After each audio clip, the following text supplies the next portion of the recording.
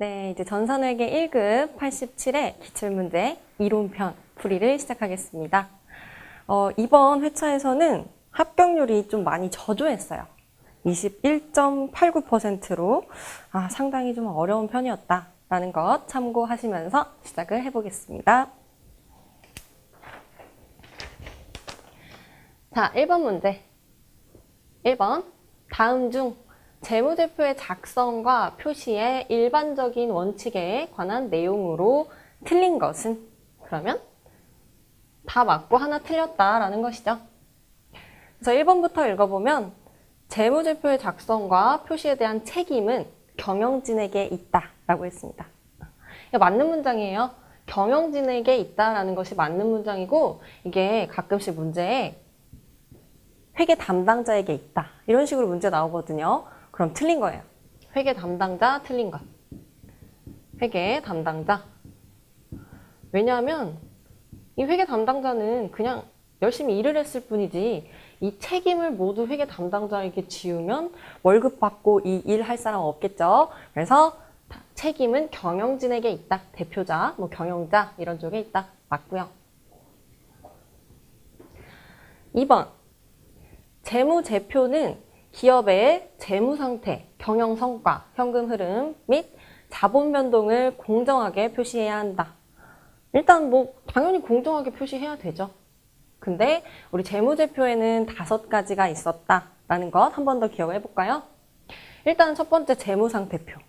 그게 이제 재무상태를 나타내는 것이고, 그다음 손익계산서는 우리 회사의 1년치, 대부분 1년치의 경영 성과를 나타내는 것이고, 그 다음에 현금흐름표 있었죠. 현금흐름표는 이렇게 현금 흐름을 나타내고, 자본변동표는 자본 변동을 나타내고, 마지막으로 주석은 이 나머지 4개의 재무제표에서 좀 더 추가해서 보완해서 쓸 것이 있으면 주석까지 이용을 해주면 되는 것이었죠. 그래서 공정하게 표시해야 된다. 이상한 말 없습니다. 얘도 맞았고요. 맞았고. 그 다음 3번.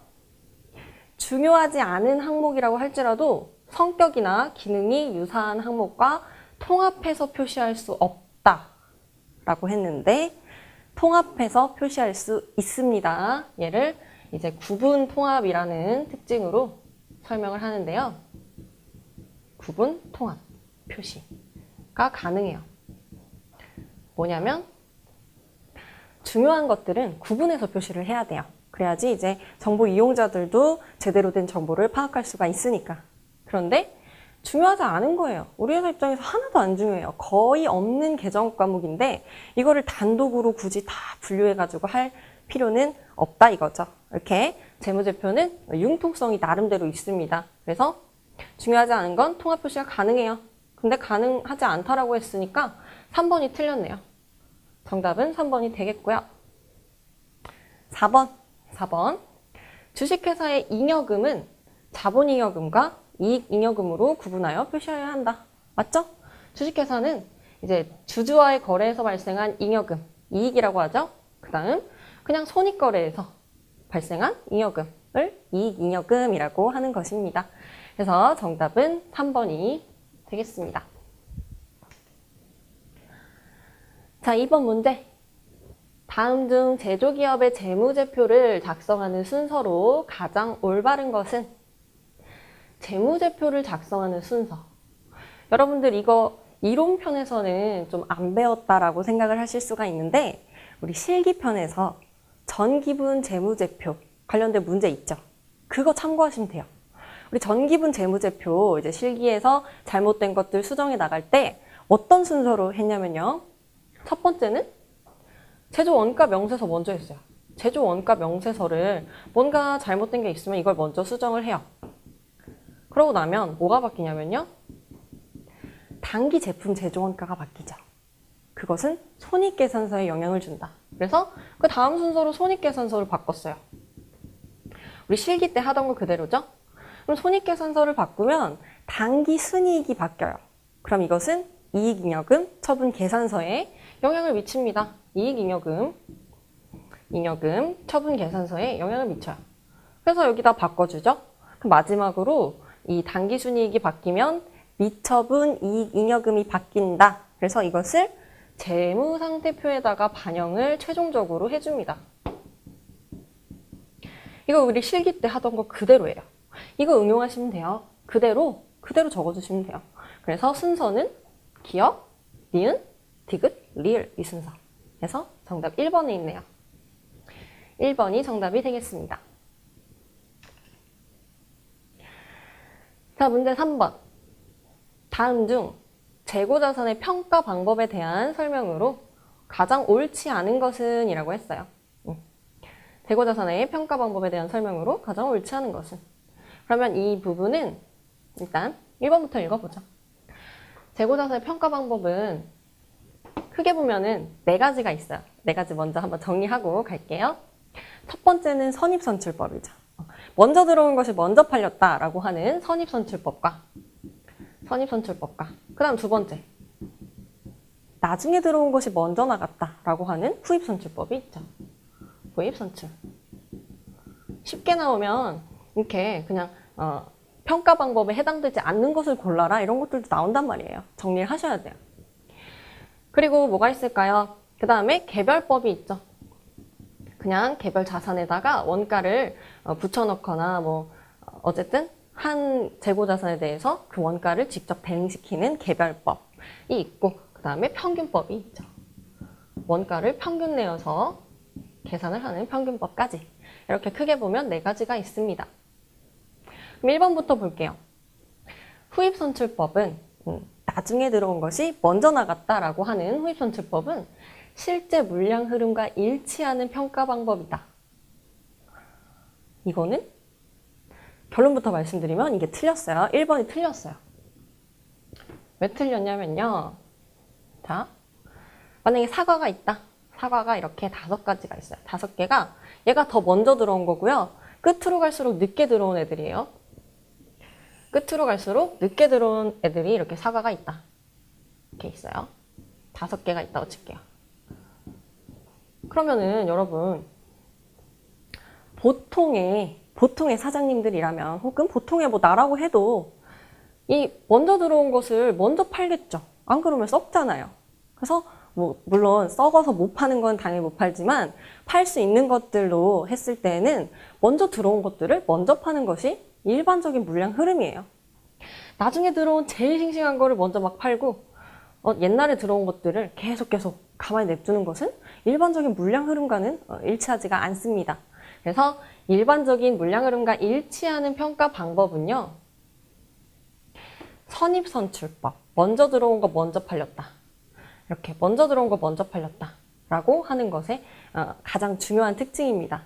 얘는 그냥 선입선출법으로 외워두시면 문제 풀이할 때 정답률을 굉장히 높일 수가 있어요. 선입선출법의 특징으로 선입선출법이죠. 선입선출법. 얘 그냥 이렇게 옆으로 할게요. 옆으로. 얘는 이거다.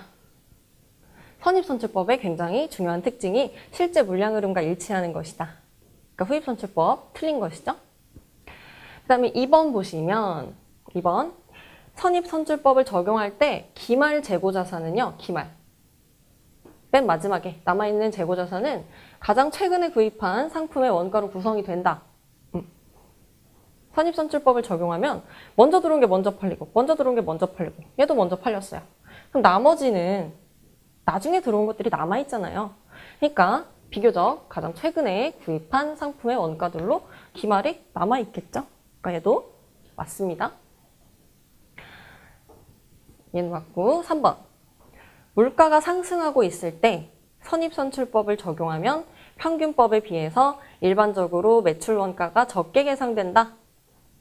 이거는 맞기는 한데 우리가 뒷페이지에서 공부를 하고 다시 돌아와서 볼게요. 얘는 잠시 보류. 4번 총평균법은 기초재고자산과 단기에 매입한 상품에 대해서 평균 단위당 원가로 기말재고자산가액을 계산하는 것이다. 총평균법은 어떻게 하냐? 어떻게 하냐면요. 지금 이렇게 5개 있죠. 이렇게 사과가 5개가 있어요. 사과가 5개가 있는데 얘를 그냥 뭐 가정해봐요. 첫 번째 게 기초에 있었던 거고 원래부터 있었던 거고 이 나머지 4개가 이번 연도에 매입을 한 거다라고 가정을 해볼게요. 그랬을 때 총평균법은 그냥 기초에 있었던 거, 그다음 단기에 매입한 거 다 더해가지고 가격 나누기 전체 5개죠? 5 이렇게 해버린 거예요.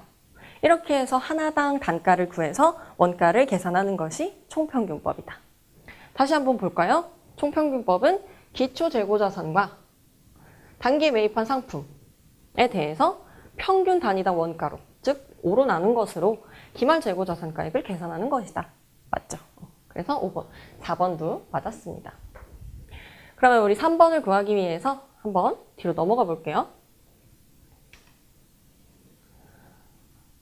위에 있는 것만 우리 공부를 다시 정리를 해볼 건데요. 물가가 상승할 때 재고자산 평가 방법 간 비교를 볼 거예요. 그랬을 때 어떻게 외울 거냐면요. 첫 번째는 자산이랑 이익은 같은 방향이다. 이걸 먼저 외워주세요. 예를 들면 이익이 높아지면요. 결론적으로 자산도 증가하게 돼 있어요. 근데 이익이 낮아지면요. 결론적으로 자산도 감소하게 되어 있거든요. 그래서 이익이랑 자산은 같은 방향이다. 이익이랑 자산은 같은 방향으로 가요. 보시면 알겠지만 같은 방향으로 이렇게 부등호가 나열되어 있죠. 그 다음에 법인세 비용도 물어볼 때가 있어요. 법인세 비용은요. 이익에 세율을 곱해서 세금이 부과가 되는 거기 때문에 이익이 높으면 세금도 많이 나오는 거죠. 그래서 이익과 방향이 같아요. 이익이 크면 세금도 많이 나온다. 이익이 적으면 세금도 적게 나온다. 그래서 법인세 비용도 보시면 방향이 같습니다. 방향이 같죠? 같다. 근데 매출 원가는요. 혼자 깍두기예요. 혼자 깍두기. 매출 원가는 매출 원가가 높아지면 반대로 이익은 낮아지죠. 매출 원가 비용이니까. 그래서 이익과 방향이 반대다라는 것을 알 수 있어요. 그렇기 때문에 나머지 3개도 방향이 당연히 매출 원가랑 반대가 되겠죠. 3개랑 반대가 된다. 그래서 매출 원가는 지금 혼자 반대 방향으로 이렇게 생각을 해주시면 되겠고, 그 다음에 이제 선입선출법, 이동평균법, 총평균법, 후입선출법. 이건 어떻게 배울 것이냐? 이 순서는 우리 자음의 순서라고 기억을 해주시면 돼요. 자음, 시옷. 시옷 다음이 이응이죠. 시옷, 선입선출법, 이동평균법, 시옷, 이응, 그 다음 지읒, 치읓인데 그 다음 총평균법이죠. 그 다음에 후입선출법, 히읗은 맨 마지막이잖아요. 이렇게 다음의 순서로 우리 평가 방법을 나열을 해봐요. 개별법 빼고, 개별법은 빼고 나머지 중에서 다음 순서로 나열을 한다. 그 순서로 그냥 적어주시면 돼요. 적은 다음에 이제 방향만 짝짝짝짝짝짝 같은 방향으로 기록을 해주면 된다는 거죠. 그래서 첫 번째로는 기말 재고 자산을 봤을 때 우리 선입선출법 한번 볼까요? 다시 한번. 아까 이렇게 사과가 5개가 있었어요. 4개로 할게요, 그냥. 사과가 4개가 있는데 물가가 이렇게 상승합니다. 물가가 이렇게 상승할 때 샀어요. 물가가 상승한다? 이때 샀던 사과가 제일 싼 사과예요. 그 다음 샀던 게 조금 또 비싼 사과. 그리고 마지막에 산 거 될수록 원가가 이렇게 올라가죠. 물가가 올라가니까. 그래서 비싼 사과를 사온 거죠. 근데 선입선출법은 먼저 들어온 것이 먼저 팔린 것으로 이렇게 기록이 되는 거기 때문에 나중에 들어온 것이 기말 재고자산에 계산이 되어 있는 거예요. 남아있는 거예요. 근데 나중에 들어온 게 더 비싼 사과였죠. 그렇기 때문에 기말 재고자산이 비교적 크게 기록되는 것이 선입선출법이에요. 선입선출법. 그럼 후입선출법으로 다시 한번 볼까요? 후입선출법. 후입선출법은 먼저 나중에 들어온 게 나중에 들어온 게 먼저 나간다는 거잖아요. 그래서 나중에 들어온 비싼 사과가 먼저 나갔어요. 나중에 들어온 조금 덜 비싼 사과가 나갔어요. 그렇게 해서 결국에 기말에 남아있는 사과는요. 옛날에 샀던 조금 비교적 싼 사과들이 남아있는 것이죠. 그래서 기말 재고자산은 좀 낮은 금액대의 사과가 남아있다.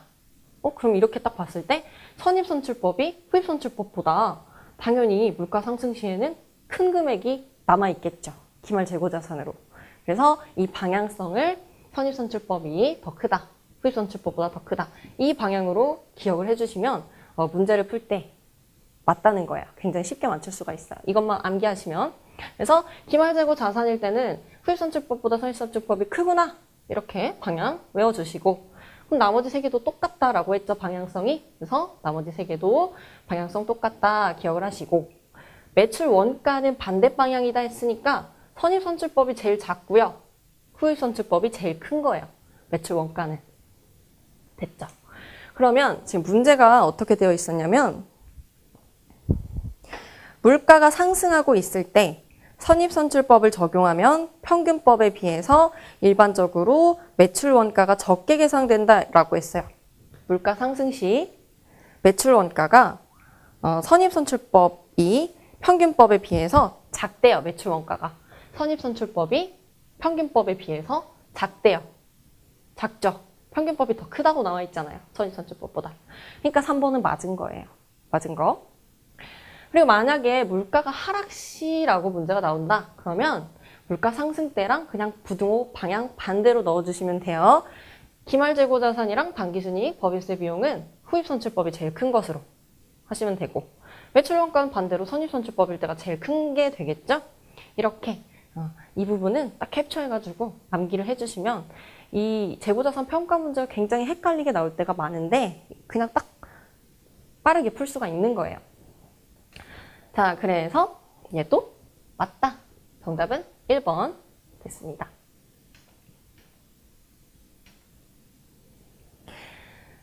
자, 이제 4번. 다음은 주서초의 신제품 개발을 위해서 제출한 내역이다. 주서초의 재무상태표에 계상될 개발비, 무형자산에 포함되지 않는 항목은 개발비에 포함되지 않는 항목. 개발비가 아닌 것을 찾으면 되겠죠. 개발비가 아닌 것. 우리 이 개발을 할 때 나올 수 있는 구조가요, 연구 단계가 있고 개발 단계가 있어요. 연구 단계가 있고, 이제 연구만 하는 단계에서 넘어서서, 예를 들면 뭐 신약을 개발한다고 했을 때 막 연구를 열심히 하겠죠. 하다가 어느 정도 수준이 넘어서서 이거 너무 가능성이 있다, 이거 개발해봐도 되겠다, 라고 하면 이제 개발 단계로, 다음 단계로 넘어가는 거예요. 그랬을 때 연구 단계는 아직은 그냥 좀 미흡하죠. 연구. 그러니까 그냥 연구비라는 것으로 비용 처리를 해버리고 끝이다. 비용 처리를 해버리고 끝인데, 개발 단계까지 왔을 때에는 어느 정도 이거는 충분히 가능성이 있다, 우리한테 돈을 가지고 올 가능성이 있다, 자산으로서의 가치가 있다라고 인식이 되면, 자산으로 인식 요건이 되면 얘는 이때부터 개발비라는 계정 과목을 사용해서 무형 자산으로 인식을 하죠.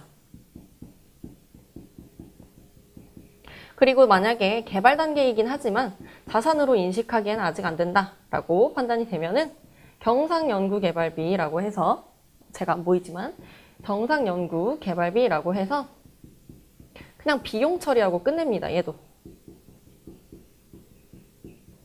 그럼 문제에서 지금 개발비에 포함되지 않는 항목을 물어봤으니까 사실은 이게 자산 인식 요건이 된다라는 말까지도 넣어줘야지 정말 정확한 문제인데, 지금 이 문제에서는 자산의 인식 요건이 안 된다라는 경우의 수는 그냥 뺐어요. 다 자산의 인식 요건이 된다라고 가정하고 보시면 돼요. 조금 더 이렇게 자세하게 써줬으면 좋겠는데, 어쨌든 이건 고려하지 않아도 되는 것이고, 그냥 연구 단계면 연구비, 개발 단계면 개발비라고 생각하고 푸시면 돼요. 1번부터 보죠. 가번, 가는 연구활동비. 이거 딱 봐도 연구 단계죠. 딱 봐도 연구 단계. 연구한대요? 연구 단계죠. 연구 단계. 그 다음에 나와볼게요. 생산을 하기 전에 모형의 설계나 제작 비용으로 썼대요. 생산까지 가는 거면요, 이미 개발이 많이 된 거예요. 개발을 많이 하다가 이거 진짜 제품으로 생산을 한다, 이제는 한다, 개발 다 끝났고 이제 생산을 한다 라는 것이기 때문에 얘는 개발 단계가 맞습니다. 그 다음에 개발 활동에 사용할 기계장치의 취득원가. 이건 이제 낚시로 낸 건데, 여기서 이제 이렇게 낚시로 개발 활동이라고 낚시 문구를 줬어요. 개발 활동. 근데 이거는 기계장치의 취득원가인 거지 개발비의 취득원가가 아니에요. 개발비의 취득원가가 아니고 우리가 그냥 뭐 이렇게 개발을 하기 위해서 기계장치를 사들일 때 분계 이렇게 하죠. 뭐 현금 냈다? 대변에 현금, 그다음에 차변에 기계장치. 이렇게 분계하잖아요.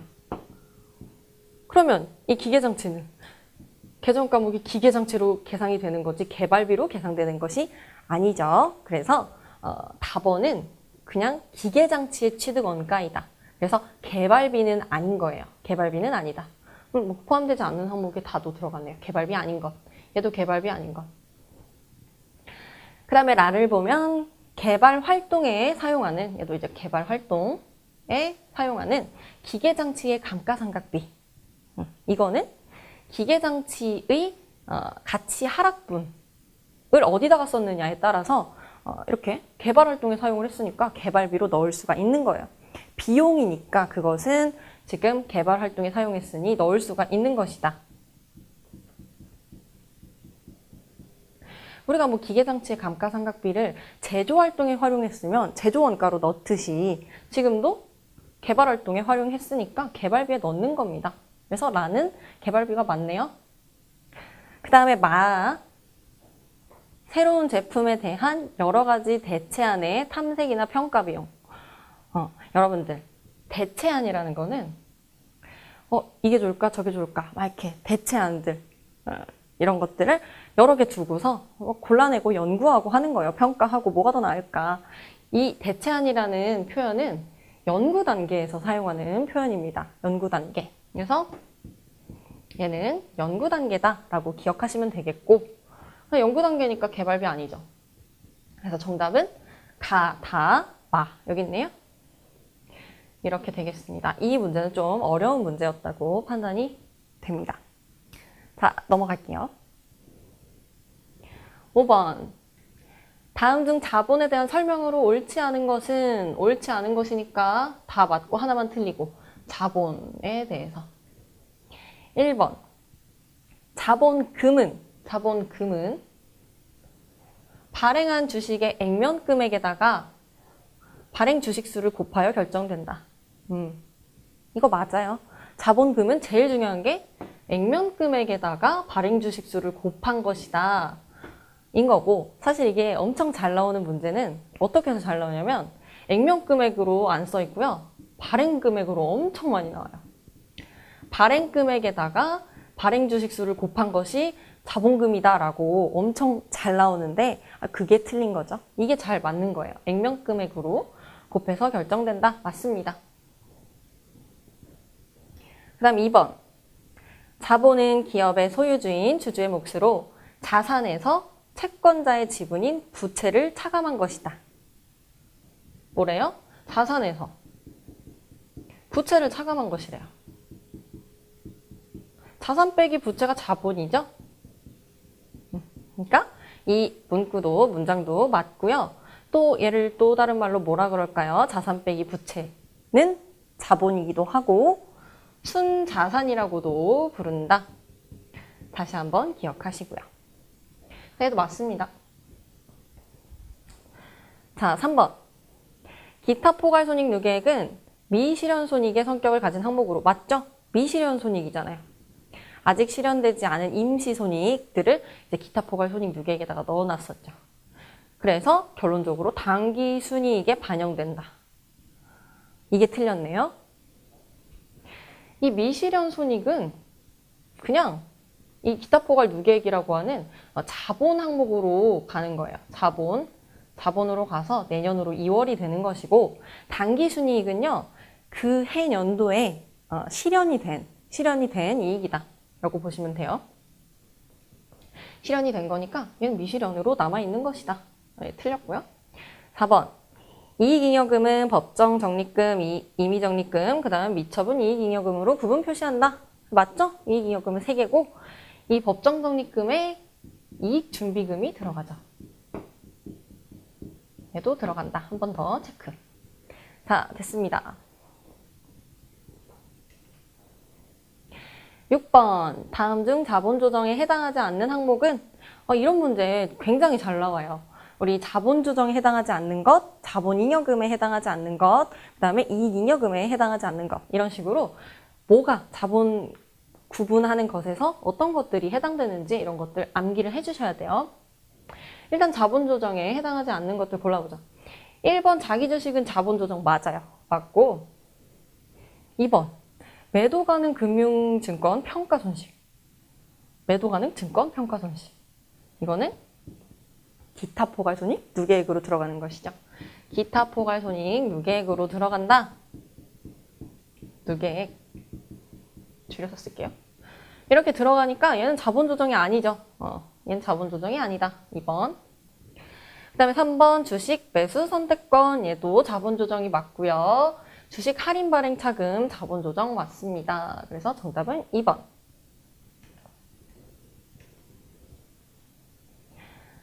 자, 7번.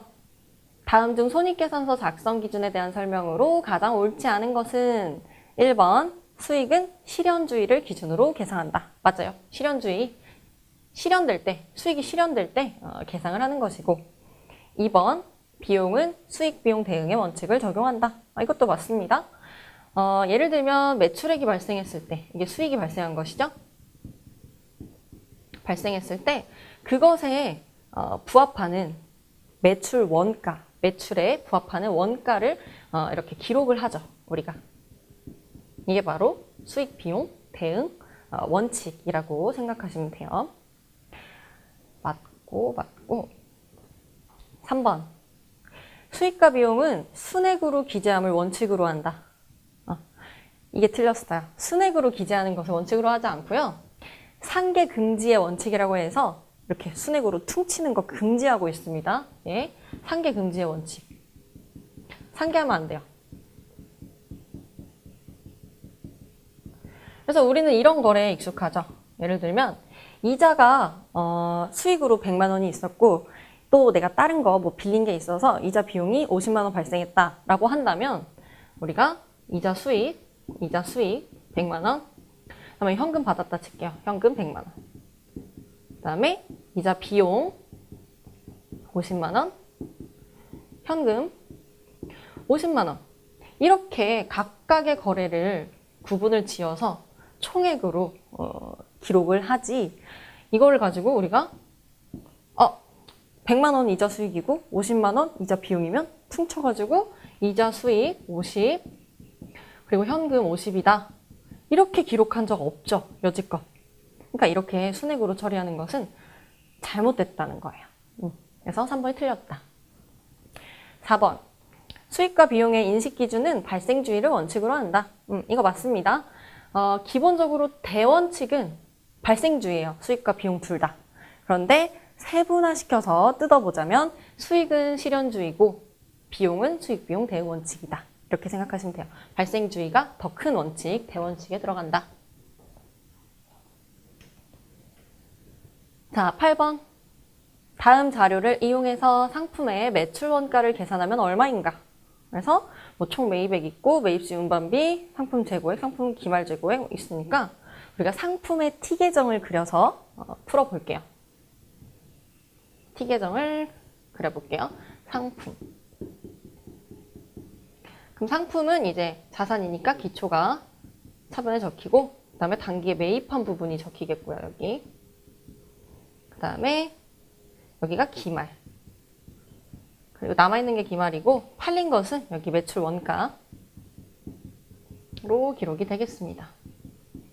그럼 지금 물어본 게 매출 원가니까 여기 금액 찾으면 되죠? 그럼 하나하나 넣어볼게요. 총 매입액은 150만 원이다. 여기 매입액 150만 원 넣습니다. 이건 지우고 매입에 150만 원을 넣어볼게요. 150만 원을 넣었고 그 다음에 매입시 운반비가 5만 원 들어갔대요. 운반비는 재고자산의 취득 원가에 포함시키죠. 플러스 시키는 거 대표적으로 운반비가 있어요. 근데 뭐 매입 할인 받았다, 매입 애누리 받았다. 그러면 마이너스 쳐주는 대표적인 것들이죠. 그래서 운반비는 플러스 5만 원을 시켜줘요. 매입에서. 플러스 5만 원. 돈 들어간 거 인정해주는 거예요. 그 다음에 기초상품 재고액 3만 원, 여기 3만 원. 기말상품 재고액 만 원. 됐죠? 그럼 여기 합계 155에 3 더하면 158. 합계액 158. 그럼 여기도 158. 그러면 기말이 10,000원이었으니까 매출원가는 얼마가 되겠어요? 이제 답 나왔죠? 158만 원에서 10,000원 빼면 157만 원이 되겠죠.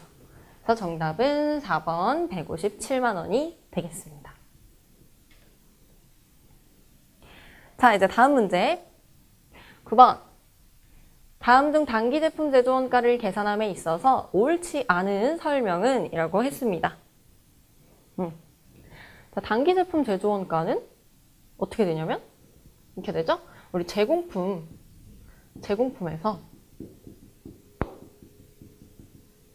기초 제공품이 있고 기말 제공품이 있고 그 다음에 여기가 단기총 제조원가죠. 그리고 여기가 단기 제품 제조원가죠. 지금 단기 제품 제조원가 이거 물어본 거고 이랬을 때 1번 문제. 단기 제품 제조원가는 원가의 3요소에다가 기말 제공품과 기초 제공품을 반영하여 계산한다. 원가의 3요소라고 한 것은 이 단기총 제조원가에 들어가는 직접 재료비, 직접 노무비, 그 다음에 제조 간접비를 말을 한 거예요. 그러면 지금 말하는 게 여기 단기총 제조원가에다가 기초 제공품도 반영하고 기말 제공품도 뭐 어떻게 반영해가지고 나머지 단기 제품 제조원가를 구하는 거구나 라고 한 거니까 맞는 거고요. 1번 맞았고요.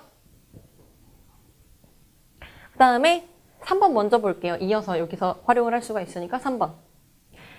기말 제공품 가액이 기초 제공품 가액보다 작을 경우 여기까지 잘라볼게요.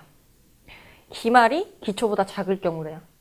그럼 여러분 이런 문제 나왔을 때요. 그냥 내가 편하도록 숫자 아무거나 넣으셔도 돼요.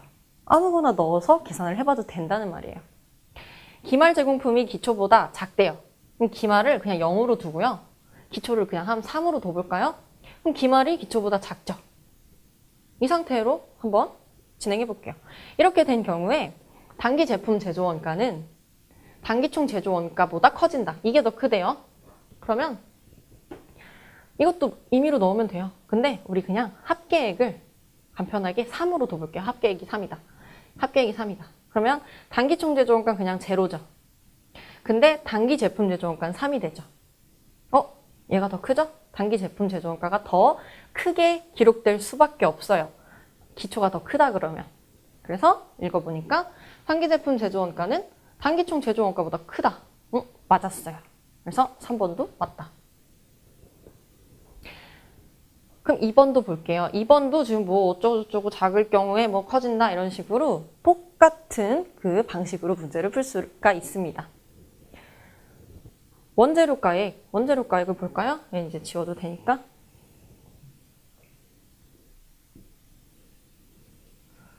원재료를 보면은 원재료도 똑같이 하면 돼요. 원재료도 기초가 있고 기말이 있는데 원재료 단기 매입액이 있고 그 다음에 이제 원재료 사용액이 여기 들어가죠. 이번에는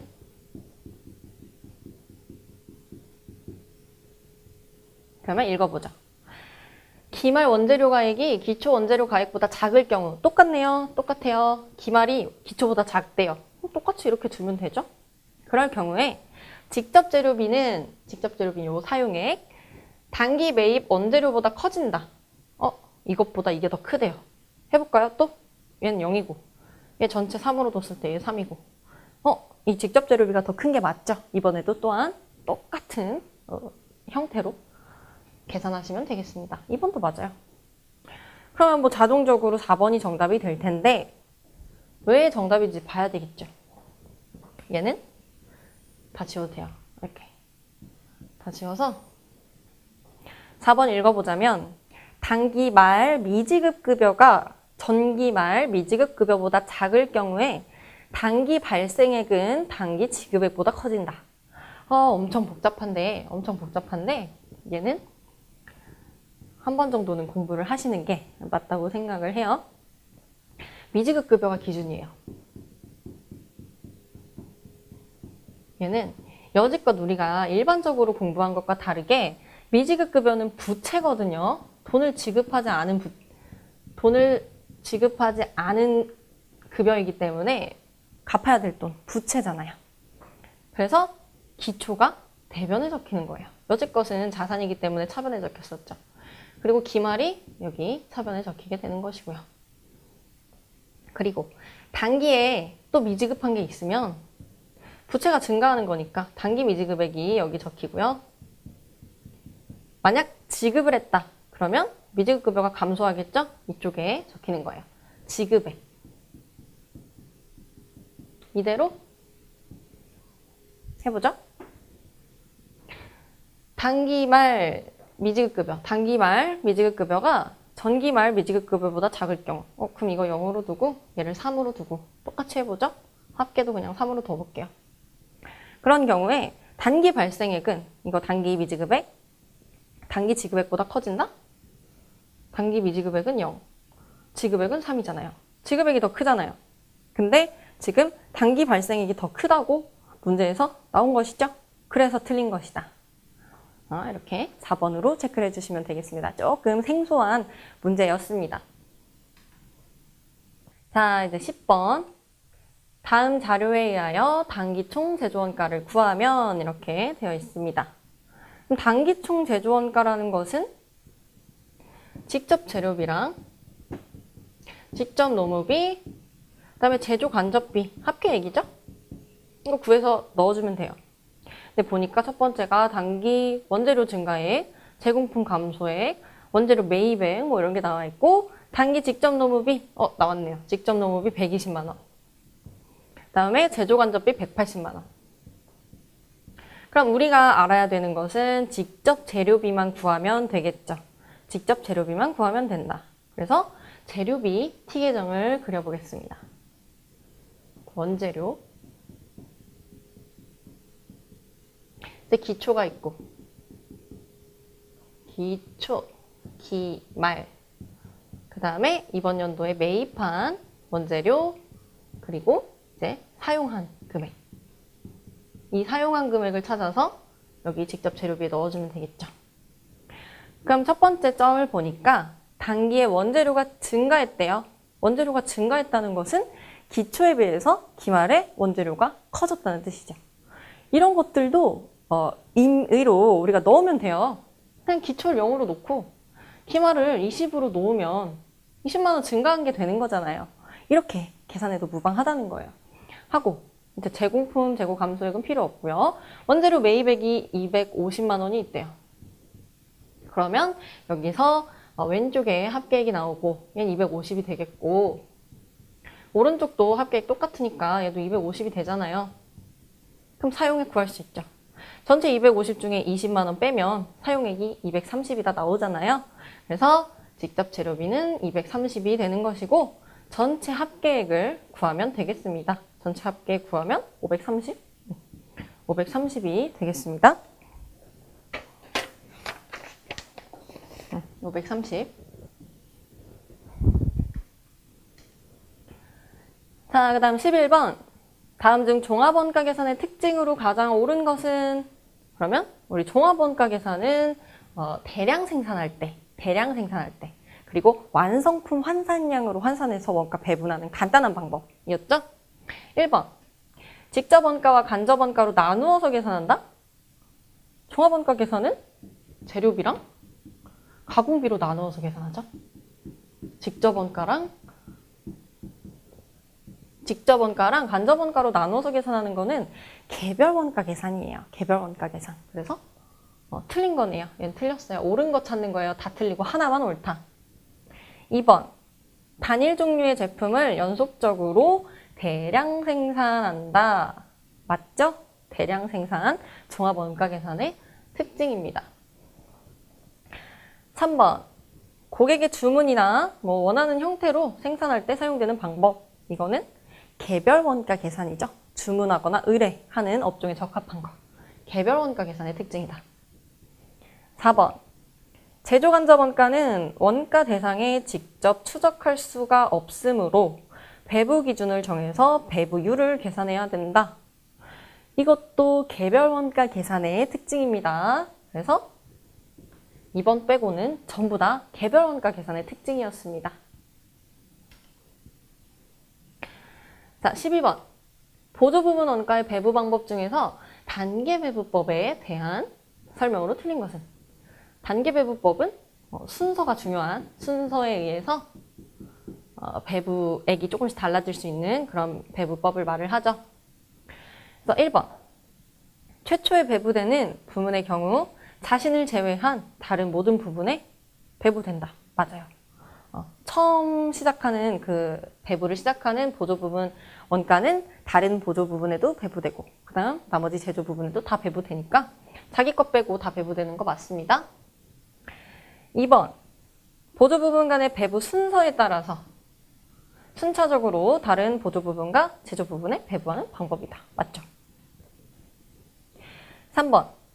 보조 부분의 배부 순서에 따라 배부액이 달라질 수가 있습니다. 뭐를 먼저 배부하는지에 따라서 어디에 조금 더 갈 수 있고 덜 갈 수 있고 이렇게 달라지는 것은 맞습니다. 4번. 보조 부분 상호 간의 용역 수수를 완전히 고려하므로 이론적으로 가장 타당하다. 이것은 상호배부법이죠. 상호배부법이다. 상호배부법은 잘 안 나오네요. 상호배부법은 보조 부분 간의 모든 용역 수수를 완전 고려해서 가장 정확하고 하지만 계산하기가 가장 복잡한 그런 방법이에요. 그래서 얘가 틀린 것. 얘는 상호배분법에 대한 설명이었다. 자, 이제 13번입니다. 부가가치세 관련해서 세금계산서에 대한 설명으로 옳지 않은 것은 하나만 틀린 것.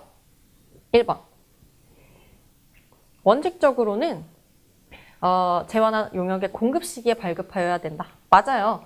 원래는 이 공급 시기에 발급을 해야 되는데 어떤 경우에는 공급 시기 전에 선발급할 수 있는 특례가 있고 혹은 공급 시기 이후에 한 달치 다 합쳐가지고 다음 달 10일까지 배부를 할 수 있게끔 후발급 세금계산서 특례도 두고 있죠. 2번. 일정한 경우에는 재화 또는 용역의 공급 시기 전에도 세금계산서 발급할 수 있다. 이게 선발급 세금계산서 특례라고 하는 것이고 언제냐면 공급 시기 전에 대가를 먼저 받았다면 그 대가 부분에 대해서 세금계산서 먼저 발급할 수가 있는 것이고요. 혹은 그냥 내가 먼저 세금계산서 발급하고 7일 이내에 대가를 받는다면 인정해주는 세금계산서로 계산을 할 수가 있습니다. 그러니까 뭐 맞다. 3번. 월합 세금계산서, 월합계 세금계산서. 한 달치 합해서 세금계산서 발급한다는 거죠.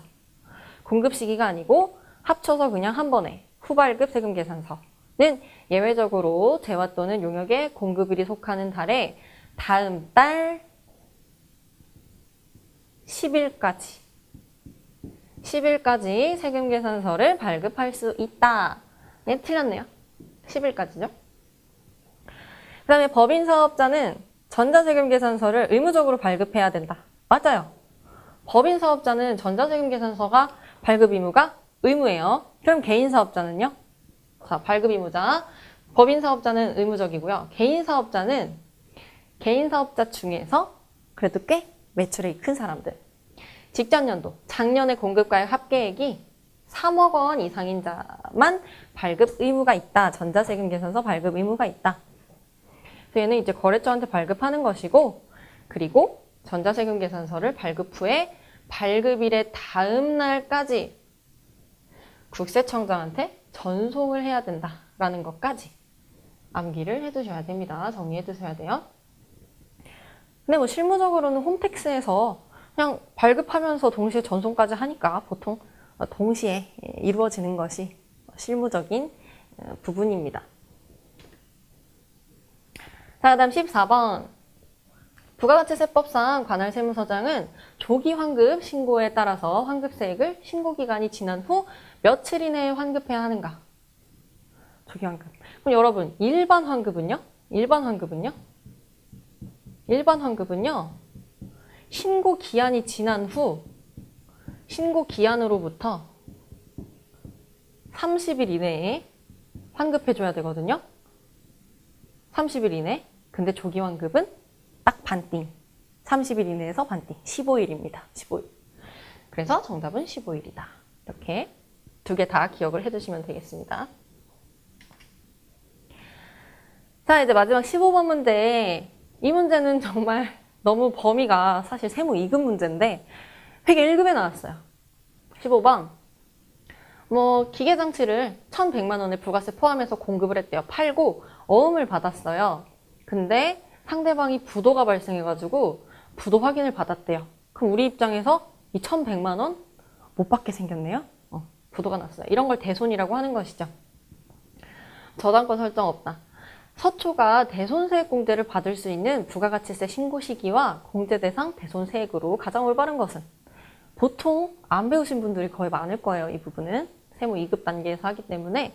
근데 간단하게라도 이제 우리가 풀 수 있는 것은 어떻게 되냐면, 먼저 세액이라는 것은 부가가치세 세액이잖아요. 그러면 이 1,100만 원에 부가가치세가 포함되어 있는데 부가가치세는 얼마일까? 부가가치세 뽑아낼 수 있죠, 우리. 포함되어 있으니까. 1.1로 나누면 1,000만 원, 이게 공급가액이 되고 100만 원이 부가가치세가 되는 것이죠. 그래서 대손세액 공제도요, 부가가치세액 관련해서 공제를 해주는 거기 때문에 너네 돈 날렸네. 우리가 정부에서 이만큼만 세액 공제해줄게 라고 하는 것이기 때문에 이 부가세에 대해서만 계산을 해주는 거예요. 세액 공제를 해주는 거예요. 그래서 110만 원이라고 적힌 것들은 일단 탈락. 일단 탈락. 그럼 이제 50대 50이죠, 확률이. 근데 대손세액 공제는요, 언제만 해주냐면요, 무조건 확정신고 때만 해줘요. 예정신고 때 안 해줍니다. 확정신고 때만 신고를 할 수가 있다. 그래서 단순하게 보면 예정신고니까 탈락이고 확정신고 때 할 수가 있는 거예요. 그리고 왜 이기냐? 자, 볼게요. X2년도 2월이면요. 1기죠. X2년에 1기죠. 그럼 1기에 확정신고 때 해야 되는 거 아닌가요? 이렇게 궁금해하실 수 있어서 간단하게 설명해 드리자면, 이 부도 발생 같은 경우에는 부도 확인을 받은 날로부터 6개월 이상이 지난 그때의 확정신고 기간 때 해주는 거예요. 6개월 이상 지나야 와, 진짜 돈 못 받겠다, 이렇게 판단을 해준다는 거예요. 그래서 6개월 이상 지나면은 8월 10일이 되니까 그때 관련된 확정신고 기간은 2기 확정신고 기간이 된다는 것이죠.